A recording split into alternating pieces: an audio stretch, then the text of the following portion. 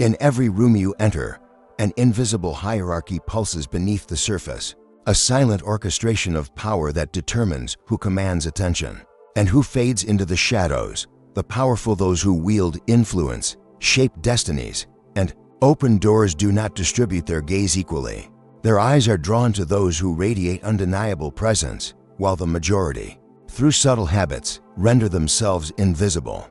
This invisibility isn't born of silence or humility. It's the result of behaviors that whisper irrelevance, signaling to the influential that you're not worth noticing. Niccolò Machiavelli, the sharp-eyed chronicler of power, didn't craft his insights for those content to blend into the crowd. His words were for the architects of influence, those who understand that visibility isn't about being the loudest voice, but the most felt presence. Yet, there are 13 insidious habits, quiet saboteurs of your potential that erase you from the radar of power, opportunity, and respect. These are not glaring mistakes, but subtle leaks in your demeanor, posture, and speech that the powerful instinctively detect. Let's unravel each one, dissect its impact, and forge a path to reclaim the commanding presence you were meant to embody. 1. Entering with inward energy. Imagine a grand hall where a powerful figure steps through the door. Their presence is magnetic, like a tide pulling the room toward them. Their shoulders are squared, their gaze sweeps the space with purpose, and their energy expands outward, claiming the environment without a word. They don't shrink or hesitate. They assess, dominate, and anchor the room's attention. Now contrast this with someone who enters with their energy turned inward, like a star collapsing into a black hole. Their shoulders slump, their steps are tentative, their eyes dart to the floor or flit nervously, avoiding connection. This inward collapse isn't just physical, it's a declaration of irrelevance. To the powerful, this person is a ghost, barely registering as a player in the game of influence. This habit stems from a lack of self-belief, a subconscious assumption that you don't belong. Perhaps it was learned in childhood, when you were told to stay quiet or avoid drawing attention. But in the arena of power, this inward energy is a death sentence for visibility. To break it, you must train yourself to enter every space with deliberate intention. Picture yourself as a general surveying a battlefield. Your posture is open, your chin parallel to the ground, your eyes scanning with calm authority. Your energy doesn't retreat, it projects, filling the room like a quiet but undeniable force. Practice this in small moments, walking into a coffee shop, a meeting, or even a family gathering. Square your shoulders, slow your pace, and let your gaze linger on faces, not floors. This isn't about arrogance, it's about embodying the belief that your presence is a gift to the room. When you move as if you expect to be noticed, you signal to the powerful that ignoring you carries a cost. You become someone worth engaging, someone who cannot be dismissed without consequence. 2. Speaking with an apologetic tone. Your voice is one of your most powerful tools, yet it can betray you in an instant. Imagine delivering a brilliant idea in a boardroom. Your logic airtight, your insights sharp, but your tone rises at the end of each sentence, as if asking, "Is this okay?" Words like like, or sorry creep into your speech, softening your statements into pleas for validation. This apologetic tone is a silent confession of doubt, a signal that you don't trust your own words. Within moments, the powerful tune you out, their attention shifting to someone whose voice carries weight, not hesitation. Machiavelli understood that speech is a weapon, honed for precision and impact. A wavering tone is like a dull blade, it cuts nothing. To wield your voice effectively, you must train it to be steady, measured, and deliberate. Start by recording yourself in conversations or presentations. Listen for rising intonations or filler words and practice replacing them with calm, flat delivery.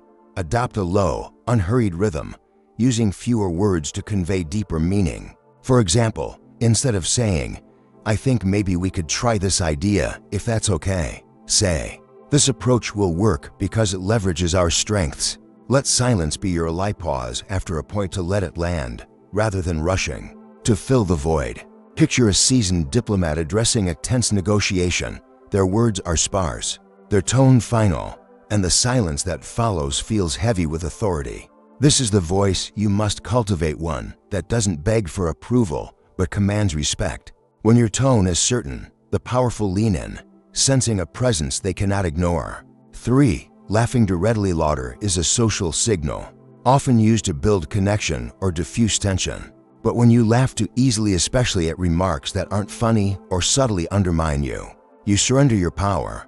Imagine a powerful figure testing you with a sarcastic jab, their tone laced with condescension. If you chuckle nervously to stay in their good graces, you've marked yourself as someone who prioritizes comfort over self-respect. The powerful are always probing, using humor or sharp remarks to gauge your strength. A quick laugh signals that you're willing to bend, that you'll sacrifice dignity to belong. To counter this, cultivate restraint. Laughter has its place, but it must be deliberate, not a reflex to ease discomfort. When faced with a risky or disrespectful comment, don't smirk or giggle to smooth the moment. Instead, go silent. Let your stillness fill the air, creating a subtle tension that forces the speaker to reconsider their approach. Picture a seasoned leader in a heated debate. Someone makes a barbed joke at their expense, and they respond with a steady gaze and a faint, unamused smile. The room feels the weight of their silence, and the dynamic shifts in their favor. This isn't about being humorless, it's about choosing when to laugh and when to hold your ground. By refusing to laugh on cue, you signal that you are not easily swayed, that your presence carries gravity. The powerful notice this stillness. It unsettles them, making you someone they cannot dismiss. 4. Over-explaining simple things. When asked a question, you deliver a clear answer, but then you keep going, adding backstory, disclaimers, or excessive examples, as if your words need justification. This habit of over-explaining is a symptom of insecurity, a fear that your thoughts aren't enough on their own. Picture yourself in a meeting, asked for your input on a project. You give a concise solution, but then, driven by doubt, you pile on context. I was thinking about this because last year we tried something similar, and, well, it's just an idea. But to the powerful, this verbosity is a red flag. It signals that you don't trust your own authority, and they don't have the patience for someone who narrates their thoughts like an unedited stream of consciousness. Machiavelli knew that words are currencies, spend them wisely or lose their value. To break this habit, embrace brevity as a discipline. Answer questions directly, then stop. If someone wants more, they'll ask, and when they do, respond with precision, not excess. Practice this in everyday interactions. When a colleague asks for your opinion, give a clear, concise response and let silence carry the rest. For example, instead of saying, "I think we should maybe consider this strategy because it worked for another company, and I read about it, but I'm not sure," say, "The strategy will increase efficiency by streamlining our process." Imagine a judge delivering a verdict. Their words are few, their tone final, and their silence commands respect. By speaking as if your time is valuable, you force others to value it too. Your words gain weight, and your presence becomes impossible to overlook. 5. Waiting to be included in a room full of influential people. You sit quietly, hoping someone will invite you into the conversation. You linger on the edges, waiting for permission to contribute, your silence a plea for validation. This habit of waiting to be included broadcasts dependence, a silent admission that you're not sure you belong. Picture yourself at a high-stakes dinner, surrounded by decision makers. You have ideas to share, but you hold back, waiting for someone to call on you.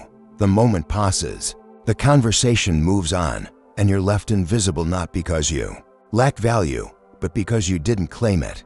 Machiavelli warned against dependence on others for validation. The powerful don't wait for invitations, they insert themselves with quiet confidence. To break this habit, act decisively. Speak when you have something to say, not when prompted. Contribute value quickly, a sharp insight, a bold question, then step back, letting your words resonate. For example, in a meeting, don't wait for a pause to speak. Interject with, "I see an opportunity here we haven't discussed," and offer a concise, compelling point. Imagine a chess master making a daring move. They don't ask for permission. They shift the board with purpose. By claiming your space, you signal that you're not a bystander but a force to be reckoned with. Those who hesitate fade. Those who act with conviction are remembered. 6. Apologizing for your standard. You have preferences, boundaries, and non-negotiables, whether it's how you allocate your time, the relationships you nurture, or the behaviors you tolerate. Yet when someone challenges these standards, you soften, explain, or backtrack, treating your principles as if they need defending. This wavering signals that your boundaries are negotiable, eroding your authority. Imagine declining an invitation to an event that doesn't align with your priorities, only to follow up with, "I'm really sorry, it's just that I have this other thing, and I hope it's okay." That apology dilutes your decision, making it seem arbitrary rather than resolute. Machiavelli saw standards as tools for calibrating power, not moral ideals. When you stand by your boundaries without flinching, saying no without explanation, declining without apology, you elevate those boundaries to the status of law. Practice this by setting clear limits and enforcing them consistently. For example, if a colleague pushes you to take on extra work, respond with a calm, "That doesn't fit my current priorities," and leave it there. Picture a monarch refusing a request. Their no is absolute, their silence unyielding. By delivering your standards without justification, you command respect, forcing others to adjust to you rather than the other way around. Your boundaries become sacred and your presence gains gravity. 7. Overusing praise. Compliments are a natural way to build connection, but when overused, they become a currency with no value. You say "great job" or "that's amazing" to keep conversation smooth, to show warmth, or to align yourself with others. But to the powerful, excessive praise signals neediness, a desire to be liked rather than respected. Imagine praising a colleague's presentation effusively, only to notice their eyes glaze over. They sense your flattery is a plea for acceptance, not a genuine evaluation. The powerful see through this, marking you as someone who can be controlled. To wield praise effectively, make it rare and deliberate. Offer it like a reward, not a reflex. Specific, measured, and delivered with restraint. For example, instead of saying, "Wow, that was incredible," wait for a moment that truly warrants admiration. Then say, "Your analysis of the data uncovered a perspective we hadn't considered." Practice this by reserving praise for moments of genuine impact and deliver it with a calm, evaluative tone. Picture a critic reviewing a masterpiece. Their words are precise, their approval earned. When your praise is disciplined, it becomes a signal of your own strength, forcing the powerful to take notice. 8. Excessive mirroring. In an effort to build rapport, you subtly adjust your tone, slang, or body language to match those around you. You mimic their laugh, adopt their phrases, or shift your posture to align with theirs, thinking it creates connection. But this chameleon-like behavior blurs your own identity, making you a reflection of others rather than a distinct presence. Imagine a conversation where you mirror a powerful figure's animated gestures, only to realize they've stopped seeing you as an equal. They sense your desperation to fit in. To the powerful, mirroring screams, "I'll be whatever you want. Just don't exclude me." To break this habit, hold fast to your natural tone and mannerisms, even if they clash with the room. Let there be friction. It's a sign of authenticity. If someone speaks loudly, maintain your calm, steady cadence. If their body language is animated, keep yours composed. Practice this in social settings. When a group adopts a certain vibe, resist the urge to blend in. Instead, anchor the interaction with your own energy. Picture a rock standing firm against a rushing river. Its stillness commands attention. By refusing to mirror, you signal that you are not here to dissolve but to stand out as an equal, creating curiosity and respect. 9. Showing gratitude. Too soon. Gratitude is powerful, but timing is everything. Offering phrases like, "Thank you for your time," or "Thanks for having me," before establishing your value positions you as a subordinate. It suggests that the interaction benefits you more than the other person, creating a power imbalance. Imagine walking into a meeting and immediately thanking the host for inviting you. It's polite, but it signals that you're grateful just to be in the room, diminishing your authority. Machiavelli would see this as a confession of inferiority. To counter it, delay gratitude until you've asserted your presence. Contribute something of value. A bold idea, a sharp observation before expressing thanks. For example, after sharing a compelling insight in a discussion, you might say, "I appreciated the chance to explore this. It's been a valuable exchange." This frames the interaction as a mutual benefit reinforcing your parity. Practice this by focusing on establishing your worth first, letting gratitude follow as a reflection of shared value. By doing so, you signal that you belong in the room, not that you're lucky to be there. 10. Seeking emotional safety in conversations. You instinctively seek emotional safety, scanning for friendly faces, reading tones before speaking, and adjusting your words to avoid conflict. This addiction to smoothness stems from a fear of discomfort, but it comes at a steep cost. By softening your opinions or retreating from honesty, you become a social janitor, cleaning up tension at the expense of your presence. Imagine sharing an idea in a group, only to backtrack when someone frowns, saying, "Well, I mean." It's just a thought. That retreat signals weakness, making you invisible to those who value strength. Machiavelli knew that power thrives in tension, not harmony. The powerful say things that unsettle, ask questions that challenge, and let discomfort linger without rushing to resolve it. To emulate this, allow your words to land heavily. Speak truths that might sting. Ask questions that provoke thought, and let silence stretch without filling it. For example, if someone dismisses your idea, respond with, "I stand by my point. Here's why it holds." Practice this by embracing small moments of discomfort. Let a pause linger in a heated discussion, or hold eye contact when challenged. Picture a lion standing firm in a storm. Its stillness commands respect. When you show no fear of emotional chaos, you signal that you are not dependent on others' approval, earning the attention of the powerful. 11. Avoiding physical space. Your body speaks before your words, and when you avoid taking up physical space, you signal submission. Sitting with arms crossed, shoulders inward, or tucked into a corner, you minimize your presence as if to say, "Don't mind me." This isn't humility, it's self-erasure. Imagine a powerful figure entering a room. They sit with an open posture, their movements deliberate, their presence filling the space. Now picture someone shrinking into a corner, their gestures small, their body apologizing for existing. To the powerful, this person is irrelevant. Their ideas dismissed before they're even voiced. Machiavelli saw every room as an arena where presence is established through physicality. To claim space, sit with your shoulders squared, arms relaxed, and chin parallel to the ground. Use deliberate gestures to emphasize your points, and don't shy away from attention. Practice this in meetings or social settings. Unfold your arms, keep your posture open, and let your gaze rest confidently on others. Picture a conductor leading an orchestra. Their movements command the room, their presence undeniable. By training your body to claim space, you train your mind to match. You stop merely occupying the room, you anchor it, becoming a focal point others cannot ignore.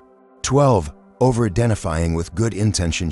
Believe your good intentions will carry you, thinking, "I meant well," or "I didn't intend to seem weak." But power doesn't care about your heart, it responds to your signals.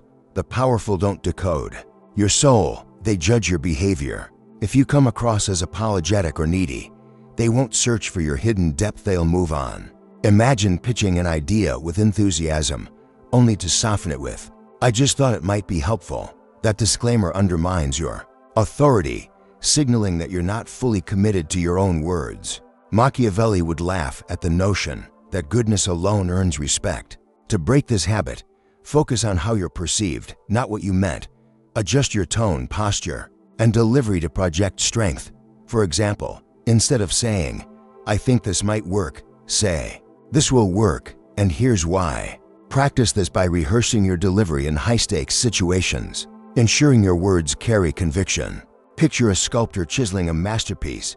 Every move is deliberate, every stroke intentional. By owning your behavior as much as your intentions, you command perception, forcing the powerful to see you as sharp, present, and ready. 13. Treating influence as earned. The deepest and most pervasive habit is believing that influence must be earned through years of proving yourself, waiting your turn, or being liked enough. You think, "If I work hard and stay patient, I'll be noticed." But Machiavelli knew that influence is not granted, it's assumed. Those who carry power walk into rooms with the unshakable conviction that they belong, not because they've earned it, but because they embody it. Picture a young leader entering a room of veterans. They don't shrink or defer. They move as if the room should adjust to them. their presence a quiet declaration of authority. To claim influence, stop waiting for approval. Move with the certainty of someone who knows their value. Speak as if your words carry weight. Stand as if your presence is inevitable, and act as if the spotlight will find you. Practice this by adopting small habits of authority. Initiate conversations, propose bold ideas, and hold your ground in disagreements. Picture a ship's captain navigating a storm. They don't ask for permission to lead. They steer with unwavering resolve. When you treat influence as your birthright, others begin to see you as someone who cannot be ignored. Your existence becomes a signal of power, forcing the powerful to take notice.